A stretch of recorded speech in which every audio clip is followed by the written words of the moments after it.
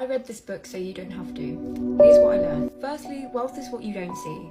There's that famous phrase, money talks and wealth whispers, and I think that's really relevant here because a lot of social media tries to convince you that the epitome of wealth is fancy cars and designer clothes, but in actuality, wealth is what you don't see. It's your savings, your investments, your assets.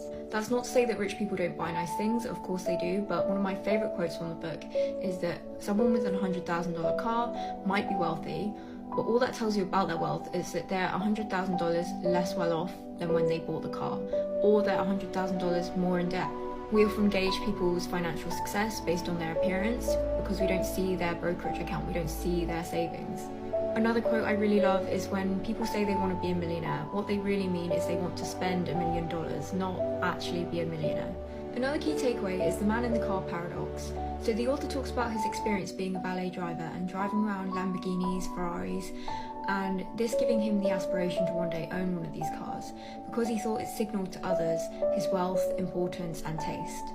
The irony is he never actually looked at the drivers, he looked at the cars. Instead of thinking, wow, that guy is so cool, he was thinking, how cool would I be if I had that car? So that's where the paradox comes in, because we're buying these things because we want to be seen as wealthy so that we're liked and admired. But often the people that you're trying to attract to admire you aren't doing so because they're only using your wealth signalling as a benchmark for their own desire to be liked and admired. In summary, no one is impressed by your possessions as much as you are. The moral of the story here is to not stop the pursuit of wealth and the desiring of these things, but to understand you only want these things because of the emotional reasons behind them.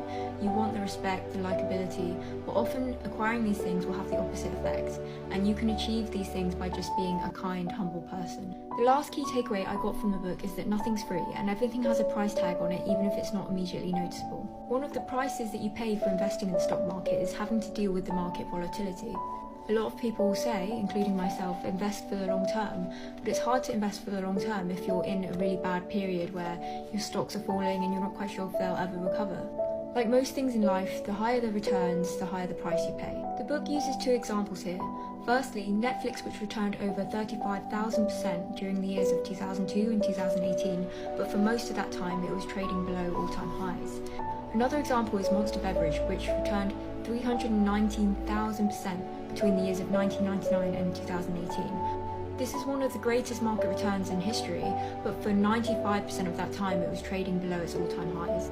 So a lot of people try to time the market to avoid losses, but actually they lose more money than they would if they had just stayed invested in that stock. So what the book is basically saying is if you invest in a lower risk option like an index fund, you're basically paying an opportunity cost on the returns that you could have got investing in a higher risk or higher return